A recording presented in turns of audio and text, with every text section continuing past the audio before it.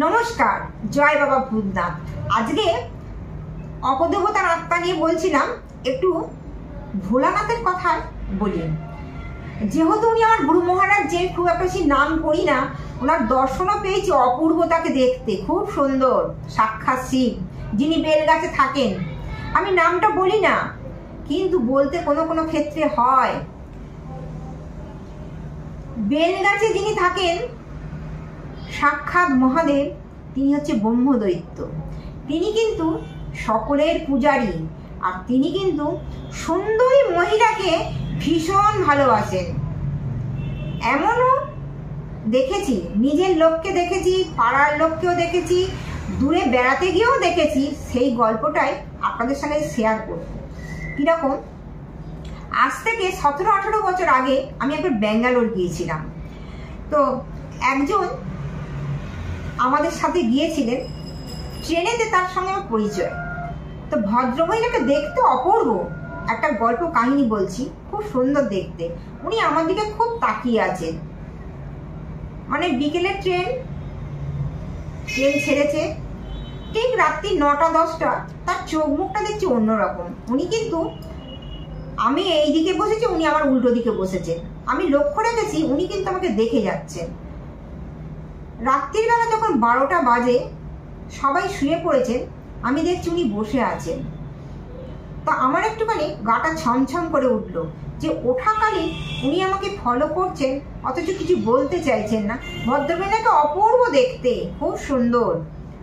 ভদ্রমহিলা cancer patient, এখানে কোনো ডাক্তার ভালো করতে পারেনি বলে ব্যাঙ্গালোর যাচ্ছেন।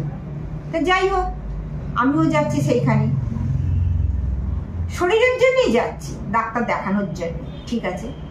এইবার ভদ্রমহিলা আমার দিকে তাকিয়ে বলল, একটা কথা বলবো? হ্যাঁ বলুন। আপনি কি শিবের ভক্ত? আপনি পুজো করেন? সব দেবতার পুজো করেন? আরে হ্যাঁ করি। তো আপনি ভোলানাথের পুজো করেন? আমি হ্যাঁ করি। জানেন, সে একটা আনন্দচ্ছলে বলছে, আপনাদের খুব ভালো লাগবে, জানলাটা, আমরা সেকেন্ড ক্লাসে যাচ্ছি তো, জানলাটা খোলা আছে।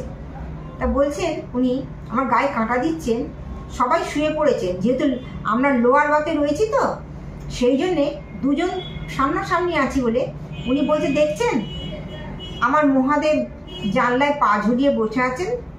তো আমি বললাম, অনুভব অনুশক্তি, আমি আমার চেতনা চৈতন্য দিয়ে আমি দেখলাম, সত্যি অত সুন্দর ট্রেনটা যাচ্ছে, অত লম্বা মানুষটা, কি অপূর্ব দেখতে, অথচ দুটো পা জানলা দিয়ে ঢুকিয়ে আর বডিটা বাইরে, হাতে ত্রিশূল, কুমণ্ডল, বাঘের ছাল।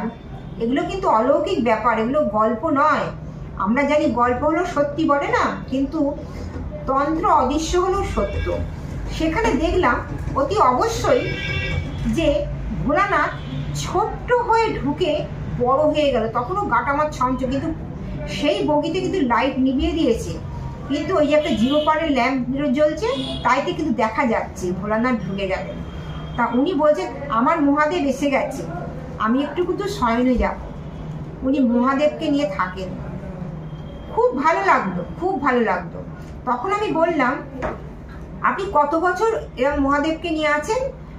তা 12 থেকে 14 বছর। কিন্তু আমার বাড়িতে না এই মহাদেবকে সম্মান করে না। আমার উঠোনের মধ্যে বেলগাছটা আছে, আমি মহাদেবকে জল দিই, বাতাসা দিই, ধূপবাতি দিই, ধুনো দিই, আর কি দিই বলুন তো, একটা যে কলকে ফুল, ধুদ্র ফুল, আকন্দ ফুল, সব দিয়ে মালা গেঁথে যখন দিই, তখন প্রভু কিন্তু আমার শরীরে বিরাজমান হন।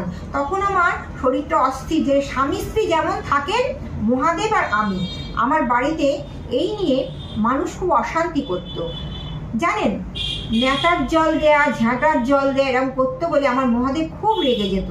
বলতো, তুমি বাড়ি ছেড়ে চলে চলো, আমি এখানে এই গাছটি ভেঙে দিয়ে তোমাকে নিয়ে চলে যাব। আমি বলতাম, আমার সংসারে ছেলে মেয়ে আছে, আমার স্বামী আছে। অথচ আমি মহাদেবের যে পুজো করি, আর মহাদেব এতটাই আমাকে ভালোবাসেন যেন স্বামী স্ত্রীর মতো। তা আপনার এত ভারী অসুখ, আমার মহাদেব কিন্তু আমার কাছে চলে এসছে। হ্যাঁ, আমি কিন্তু কালকে কথা বলবো আপনার সঙ্গে।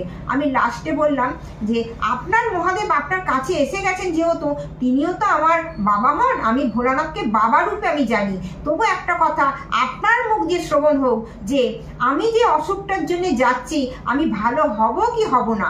তখন তিনি একটি কথাই বলেছিল যে আপনি যে শরীরের রোগটার জন্য যাচ্ছেন, আপনার শরীরে সেই রোগটি হয়নি, আপনি দেখাবেন, আপনি ভালো হয়ে যাবেন, আপনি অন্য রোগে আক্রান্ত হবেন।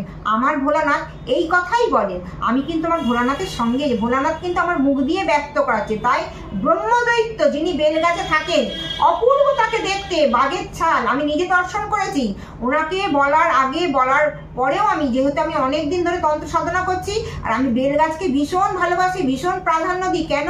ওই যে বেলগাছের পাতা নিয়ে বেল ফুল দিয়ে বা বেল দিয়ে যে আমরা পুজো করি, অতি অবশ্যই শুক্লপক্ষের সোমবার আপনারা কিন্তু বেল দিয়ে, বেল পাতা দিয়ে বা কলা দিয়ে, কলার ছড়াটা ছাড়াবেন না, কলার ছোলাটা থাকবে।